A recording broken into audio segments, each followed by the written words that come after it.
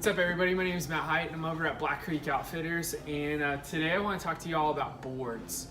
You can break boards down basically into two different categories. One category being the construction and how they're made. The other category you can break them down into is the shape and style. So let's talk first about the shape and style of the board.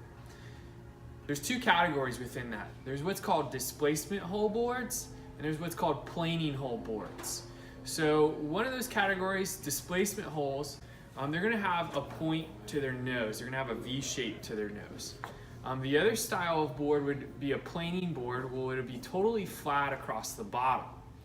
And the reason they do that is because being flat across the bottom, it's gonna sit on top of the water. It's not gonna dig into the water at all, really. And so because of that, they're a little bit better for surfing.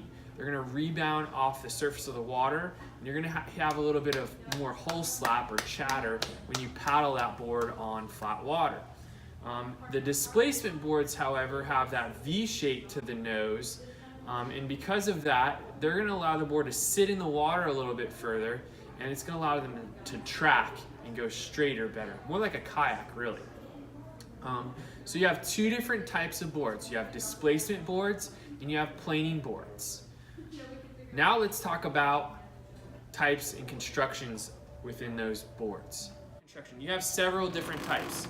You have inflatable, you have regular construction, you have rotomolded construction, you have sandwich construction, and you also have a form of sandwich construction called Aztec construction. So you have several different types of constructions and the way boards are built on that outer shell. Let's talk about the first one, inflatable. They're awesome because they're super light, and nowadays, the past few years, they've become super durable. One thing you gotta be aware of though is keeping them out of the heat, storing them out of the heat, and when you store them, you don't leave them fully inflated. Inflatables are great, but there's a drawback to them. They don't paddle as well as some of the hard boards do. So if you're limited on space, inflatable is a great way to go. Another type of board is what's called a rotomolded board, where what they're doing is they're taking one layer, and it's just plastic, and it's the outer shell of the board. A lot of times those boards are hollow, just like a kayak. In this case, BIC does this construction called Tough Tech, where they make the blank first, and then they take that plastic and they thermoform it basically over the inner EPS foam. So another type of board would be what's called a rotomolded board. In this case, they've taken a board and wrapped plastic over the foam. So it's gonna have a little bit better performance than those kayak type of stand-up paddle boards. So you have, again, inflatable, rotomolded. In this case, they've done a EPS foam inside that rotomold. Okay. Another type of board is what's called a regular construction. And a regular construction board is where they make the blank, they shape that EPS foam, make the whole board, and then they wrap fiberglass around it. And that's a big majority of the boards on the market today, especially the stuff made overseas in China. They've been making them for years, and there's some great stuff out there, but they're just not as durable as some of the other stuff that's, whether it be rotomolded, inflatable, or what we're gonna talk about here in a second. But a lot of times, all it is a few layers of fiberglass around that inner foam part of the board, or the EPS foam.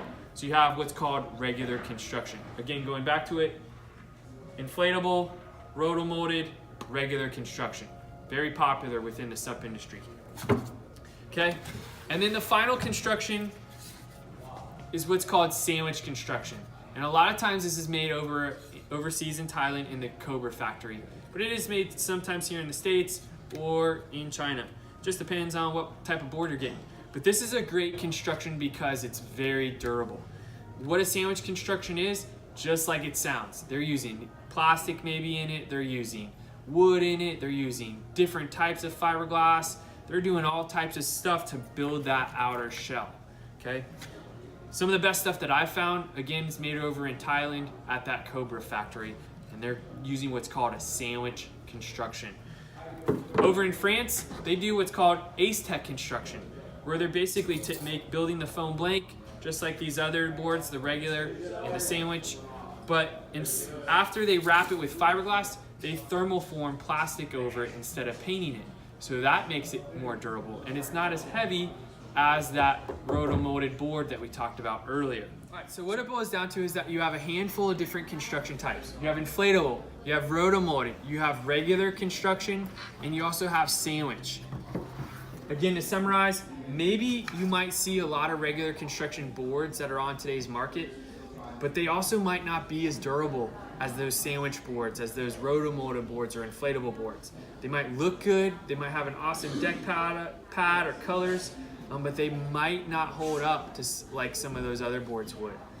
So what I tell everybody is ask your local repair guy, or if you come by and see us at Black Creek Outfitters, we still sell the regular stuff, but we also focus on stuff that's gonna be quality built and last a long time.